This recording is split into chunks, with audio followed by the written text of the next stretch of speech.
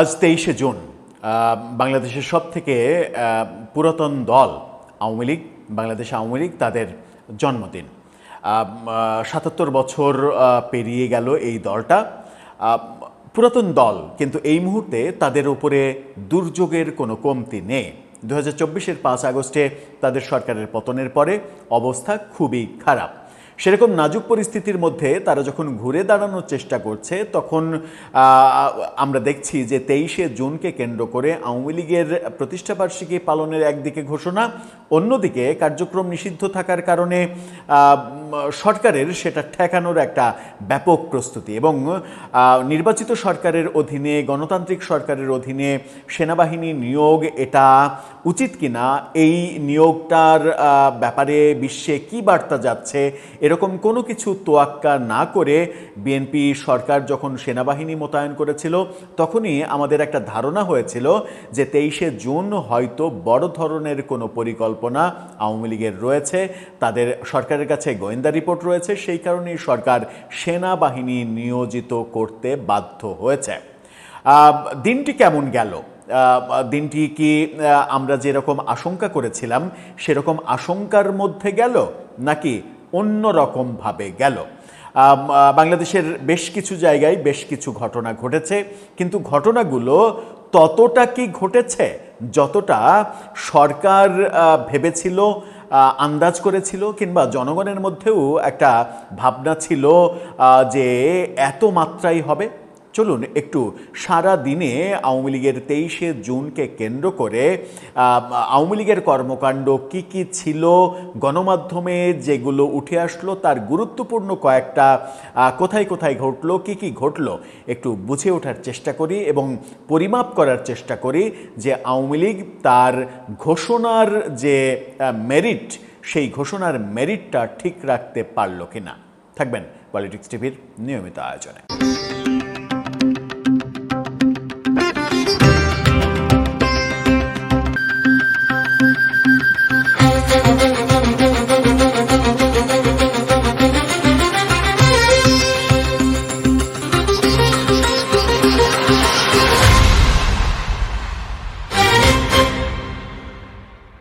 দর্শক, বলছিলাম আওয়ামী লীগ তাদের 23শে জুন যে প্রতিষ্ঠাবার্ষিকী আজকে, সেই প্রতিষ্ঠাবার্ষিকী তাদের কার্যক্রমের উপরে যখন নিষেধাজ্ঞা রয়েছে সেই সময় পালন করার যখন ঘোষণা দিচ্ছে, তখন সরকার এক ধরনের অনেকটা যুদ্ধ প্রস্তুতির মতো আয়োজন করেছিল। সর্বশেষ সেনাবাহিনী নিয়োগ, বিজিবি নিয়োগ, এই ব্যাপারগুলো আমাদের মনে একটা আশঙ্কা তৈরি করেছিল। আমরা একটা উত্তেজনাকর পরিস্থিতিও দেখেছি ফরিদপুর, গোপালগঞ্জ এলাকায়, যদিও রাজধানী ঢাকায় তেমন কিছুই হয়নি। এরই মাঝে সেনাবাহিনীকে তোয়াক্কা না করে গোপালগঞ্জে একটা ঘটনা ঘটেছে, সেটা হচ্ছে যে আওয়ামী লীগের একটা বেশ বর্ণাঢ্য মিছিল দেখা গেছে, যে মিছিল করে এসে সামনে রাখা আওয়ামী লীগের প্রতিষ্ঠাবার্ষিকীর কেক, যেখানে বঙ্গবন্ধুর ছবিও দেখা গেছে, সেই কেক তারা কেটে উদযাপন করেছে। এই ঘটনাটা গোপালগঞ্জে ঘটেছে। এই ঘটনার পাশাপাশি এই ঘটনার ভিডিও ছড়িয়ে পড়েছে। ভিডিওটা আমরা আপনাদেরকে দেখাতে চাই না, সেটাও কপিরাইটের কারণে, কিংবা আওয়ামী লীগ তাদের কার্যক্রম নিষিদ্ধ আছে, নিষেধাজ্ঞা আছে, সেরকম মুহূর্তে তাদের অ্যাক্টিভিটিজের ভিজুয়াল দেখানো থেকে যতটা বিরত থাকা যায় সেটা আমরা করতে চাই। গোপালগঞ্জে এই ঘটনাটা ঘটেছে, যেটা হয়তো অনেকের চোখে পড়তেও পারে ভিডিওটা। এছাড়া গোপালগঞ্জে যেটা ঘটেছে সেটা হচ্ছে যে কিছু আওয়ামী লীগের নেতাকর্মী সেনাবাহিনীকে তোয়াক্কা না করে এক ধরনের কর্মসূচি কিংবা জটলা হওয়া, এই ব্যাপারগুলো করার চেষ্টা করেছে একাধিক জায়গায়, কিন্তু সেগুলো খুব একটা সফল হয়নি। এই ঘটনা আমরা দেখেছি। এই ঘটনা যখন আমরা দেখেছি, গত রাতে গোপালগঞ্জে কিছু ঘটনা ঘটেছে বলে আমাদের কাছে খবর এসেছিল। গোপালগঞ্জে না, ফরিদপুরে কিছু ঘটনা ঘটেছিল বলে খবর এসেছে। ফরিদপুরে আওয়ামী লীগ তাদের নিজেদের কার্যালয় পুনরুদ্ধার করা, বিএনপির কার্যালয় দখল করা, এরকম খবর ছড়িয়ে পড়েছিল, যদিও সেগুলোর কোনো অথেন্টিক নিউজ কোনো গণমাধ্যমে প্রকাশিত হয়নি। এবার আসা যাক বরিশালে একটা ঘটনা ঘটেছে। সেখানে এই সংবাদটা দেখে নিন, বরিশালকে নিয়ে বেশ ভালো সংবাদও হয়েছে। সেখানে বলা হচ্ছে বদ্ধ ঘরে কেক কেটে কার্যক্রম নিষিদ্ধ, আওয়ামী লীগের প্রতিষ্ঠা বার্ষিকী পালন। একটা বদ্ধ ঘরে মহিলা আওয়ামী লীগ, বরিশালের মহিলা আওয়ামী লীগ এই প্রতিষ্ঠাবার্ষিকী পালন করেছে। সেখানে বলা হচ্ছে যে বরিশালে কেক কাটা ও মিষ্টি বিতরণের মাধ্যমে আওয়ামী লীগের ৭৭তম প্রতিষ্ঠাবার্ষিকী পালন করেছেন মহিলা আওয়ামী লীগের নেতাকর্মীরা। আইনশৃঙ্খলা বাহিনীর কঠোর নজরদারির মধ্যেই গত রাতে একটি বাসায় এই কর্মসূচি পালন করা হয়। প্রতিষ্ঠাবার্ষিকী উদযাপনের একটি ভিডিও ফুটেজ গণমাধ্যমে এসেছে। ভিডিওতে দেখা যাচ্ছে একটি বদ্ধঘরের মধ্যে শেখ মুজিবুর রহমান ও সাবেক প্রধানমন্ত্রী শেখ হাসিনার ছবি সম্বলিত কেক কেটে তারা কর্মসূচি পালন করছে। এই দৃশ্য আমরা বরিশালে দেখেছি। এই দৃশ্য যখন বরিশালে দেখেছি তখন ধানমন্ডি ৩২-এ জামাতের শোডাউন হয়েছে এরকম ঘটনা যেমন দেখেছি, তেমনি ধানমন্ডি ৩২ থেকে একাধিক জনকে গ্রেপ্তার করার ঘটনাও দেখেছে। এই নিউজটা দেখে নিন। সেখানে বলা হচ্ছে যে ধানমন্ডির সেই বাড়িতে ঢুকে ছবি ভিডিও ধারণের সময় যুবক আটক। এই যুবককে যখন আটক করা হয়েছে তখন এই যুবক দাবি করেছেন তিনি জুলাই যোদ্ধা। তিনি ছবি তুলতে এসেছেন, ফ্যাসিস্টের স্মৃতি তুলে কিছু একটা করবেন কিংবা সামাজিক যোগাযোগ মাধ্যমে পোস্ট দিবেন, সেই কারণে। এই ঘটনা যখন আমরা দেখছি তখন আমরা দেখছি যে ঝিনাইদহে, এই ফটোকার্ডটা দেখে নিন, সেখানে বলা হচ্ছে ঝিনাইদহে আওয়ামী লীগ নেতাকে পুলিশের কাছ থেকে ছিনিয়ে নিল স্বজন ও নেতা কর্মীরা।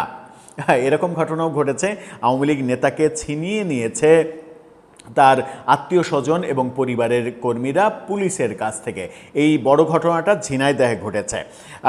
এর পরে যেটা মানে আওয়ামী লীগের ২৩শে জুন প্রতিষ্ঠাবার্ষিকী উপলক্ষে আমার চোখে যতগুলো খবর পড়েছে তার মধ্যে সব থেকে বর্ণাঢ্য খবর যেটা পড়েছে সেটা হচ্ছে চট্টগ্রামের পটিয়ার খবর, যেটা চ্যানেল 24 এই ভিডিওটা প্রচার করেছে। সেই ভিডিও থেকেই আপনারা একটা স্ক্রিনশট দেখে নিতে পারেন। এই স্ক্রিনশটটা দেখলেই বুঝতে পারবেন যে একটা বর্ণাঢ্য সাজে একটা মাঠকে সাজানো হয়েছিল, যেখানে বঙ্গবন্ধুর বড় প্রতিকৃতি, শেখ হাসিনার প্রতিকৃতি এবং সামনে বেশ কিছু ফেস্টুন টাঙানো, বাংলাদেশ আওয়ামী লীগের ৭৭তম প্রতিষ্ঠাবার্ষিকী সফল হোক এরকম একটা ফেস্টুন। এবং তারা সেখানে স্লোগান দিয়েছে, ফুলের ডালা আমরা দেখছি এবং সেখানে তারা কেকও কেটেছে। এটাই মানে সাজগোজের দিক থেকে মনে হয়েছে যে পরিকল্পনা করে এই কাজটা করা। আওয়ামী লীগের ২৩শে জুনের প্রতিষ্ঠাবার্ষিকীর আমার ব্যক্তিগত অবজারভেশনে যতগুলো তাদের কার্যক্রম দেখেছি তাতে এটাই সব থেকে বর্ণাঢ্য আয়োজন মনে হয়েছে। সেই ক্ষেত্রে চট্টগ্রাম অন্য সবার থেকে বোধহয় একটু এগিয়ে থাকবে। এছাড়া রাজধানীতে ধরপাকড় হয়েছে, ব্যাপক ধরপাকড় হয়েছে। রাজধানীর বাইরেও বেশ কিছু ঘটনা ঘটেছে। রাজশাহী থেকে কিছু খবর আমরা পেয়েছি যেখানে আওয়ামী লীগ ছাত্রলীগের নেতাকর্মীদের বাড়িতে ভাঙচুর সহ ভাঙচুর, লুটপাট এরকম অভিযোগ এসেছে এবং সেখানে ছাত্রলীগের নেতারা মিছিল করেছে। মিছিল করা, শোডাউন করা, সেটার প্রতিবাদে বিএনপি কিংবা বর্তমান আওয়ামী লীগের বিরোধী পক্ষ তারা সেই সকল নেতাদের বাড়ি ভাঙচুর করেছে। এরকম ঘটনা, এরকম খবর আমরা দেখেছি। রাজশাহী থেকে বিভিন্ন গণমাধ্যমে এগুলো প্রকাশিত হয়েছে।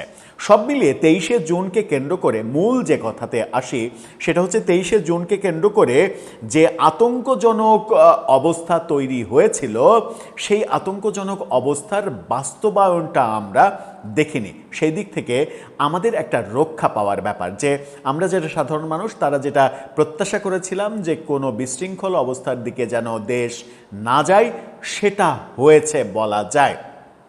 আবার এই ঘটনাকে কেন্দ্র করে আমরা দেখেছি যে গোলাম মাওলা রনি তিনি ফেসবুকে লেখালেখি করছেন এভাবে যে আওয়ামী লীগের ২৩শে জুনের যে কর্মসূচি পালন করার কথা ছিল সেটাকে সরকারের যুদ্ধায়োজনের মাধ্যমে সফল করে দেয়া হয়েছে।